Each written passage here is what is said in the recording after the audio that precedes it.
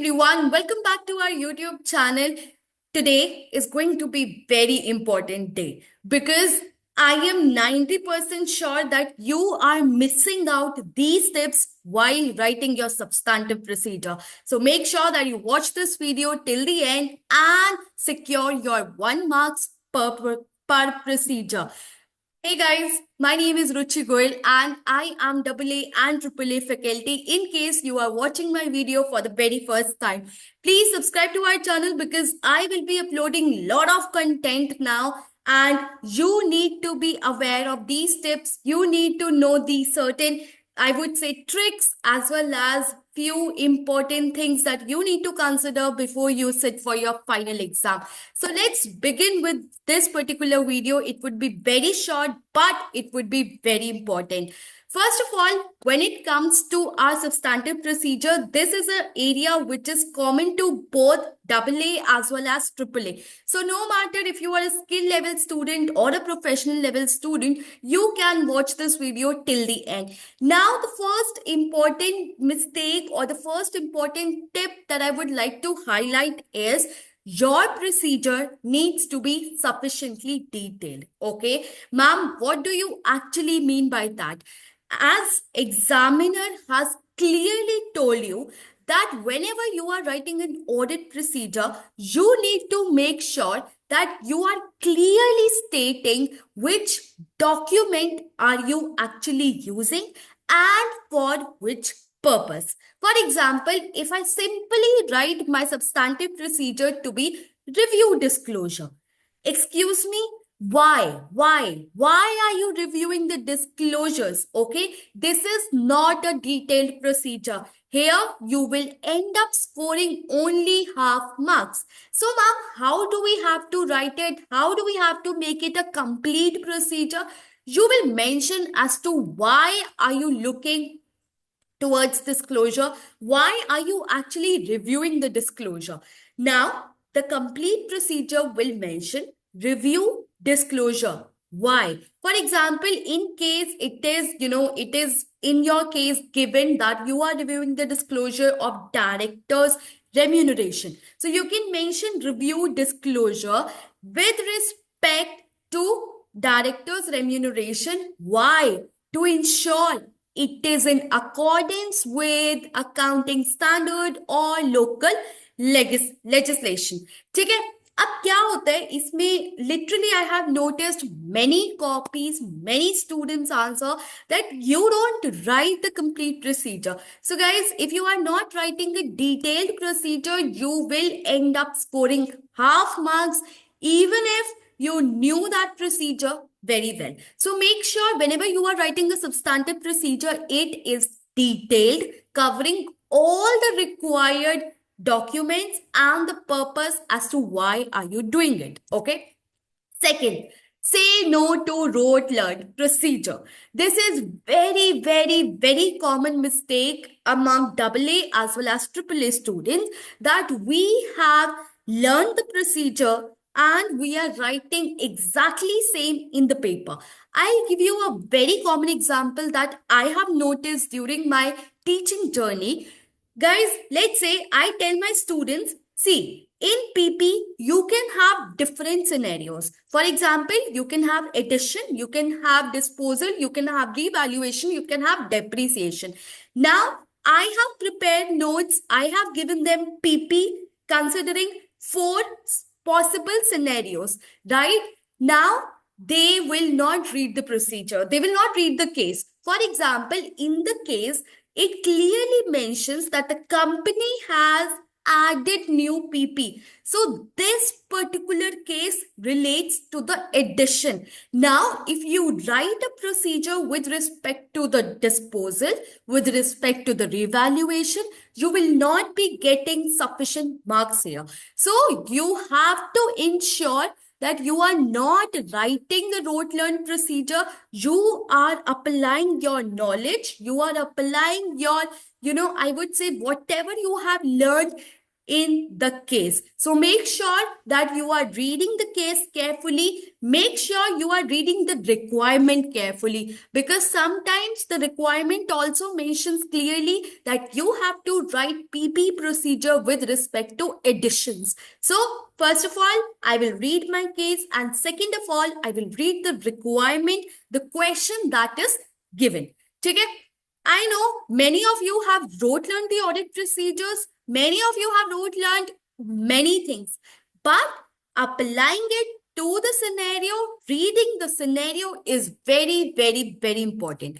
Now, third, this is the case, this is the point that is highlighted in 2022 examiner report. So I found this particular point to be very unique, to be very, I would say common. This is a mistake that you guys can also do. So please understand, substantive procedure is done by the auditor, not by the management, right? First of all, you will be performing procedures that is your concern. Fine, the area that concerns you, not the management. Ma'am, can you give an example to explain this? Like, we are not really getting what you are trying to say. For example, I'll give you a example that examiner has given in his report. For example, you say, ma'am, review board minutes for evidence of the authorization of inflationary price increase. So basically, you are reviewing board minutes. Why?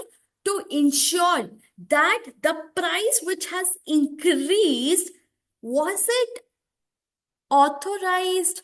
Was it in the right manner? Was it as per the inflation rates? Guys, wait. It is not your concern. Okay? It is management's concern. Some candidates focused on, ma'am, क्या inflation सही से लगा है? क्या prices सही है? क्या prices reasonable increase हुए?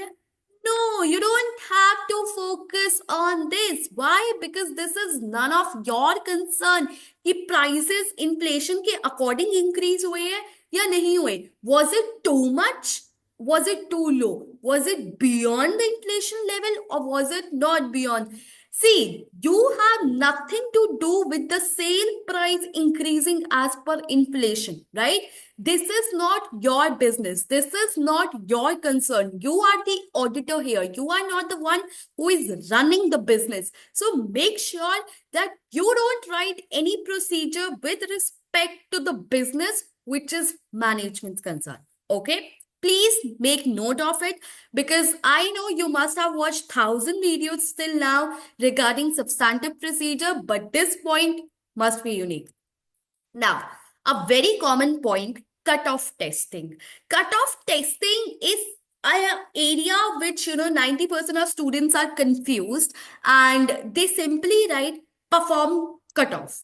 Guys, wait. If you are writing perform cutoff testing, the examiner will give you a big zero, a big anda. Okay? Why? I'll tell you clearly. See, here you are assuming that examiner knows what is cutoff testing, how it is done, which document you will be using. So here your answer is based on an assumption that examiner knows everything. No, you cannot assume anything here. You have to ensure that you write a complete detailed procedure. You do not leave any details. Okay? Now, why did I get 0 marks here? Because I did not mention what the actual test was, which document needs to be used, why did I use it, what am I actually confirming. This is a very, very incomplete test. Okay? Very, very incomplete procedure, I'll say. Now, ma'am, how to make it complete, how to get that 1 mark, I'll tell you. So, it is very important to stress upon which document you are using. So, here you will be using GDNs before the year end and after the year end. Okay? And you will agree to the sales invoice. Ma'am, why? Why are you doing it? I am doing it to ensure that they are recognized in the correct accounting period. That's what my cutoff testing is. Fine. So here you will get the complete 1 mark. Now, few students don't write GDNs. Okay? What they do, they will be mentioning, ma'am, GDNs की जगह they'll mention sales voice has been used as a source document rather than the GDNs. So they don't mention the which document, the GDNs, specifically the GDNs. So what happens? The examiner deducts your another half marks. So if you want to score the 1 full mark, you have to make sure that you are writing this complete procedure, neither this and nor this. Okay ये बहुत common mistake है. This is I must say 90% of students करते ही है ये गलती. So please make sure that आप ना करो. ठीक है. The last point is read case carefully. This is not a repetitive point. Ma'am आपने फर्स्ट पॉइंट में भी यही बोला था कि read case carefully, write sufficiently detail procedure. No, I give you an example कि बच्चे क्या कर रहे हैं. Now in the case, it was clearly mentioned that WIP is not significant area. Fine, you did not read the case. The moment you saw WIP, okay, ma'am, I have those standard notes. I have those, notes that my tutor provided. And now I know WIP 10 procedure. I will copy paste those. No, guys, no. You have to read it. WIP was not a significant area. So, if it is not a significant area, you will not have performed procedure on it. So, if you write any procedure related to WIP, you would not be getting any marks. Now, students be like, ma'am हम तो बहुत अच्छा paper दे के आए हैं. WIP एक area था. हमने एक वर्ड पढ़ा, केस पढ़ा मैम, केस पढ़ा, अच्छे से केस पढ़ा. We read it very carefully. We saw the word WIP in the case and we wrote 5 procedure. You got 0 out of 5. ठीक है, you did not read it entirely. WIP was not a significant area. Okay, so make sure that you read it very carefully, you apply your mind, and then you write a complete substantive procedure. So that's it for this particular video.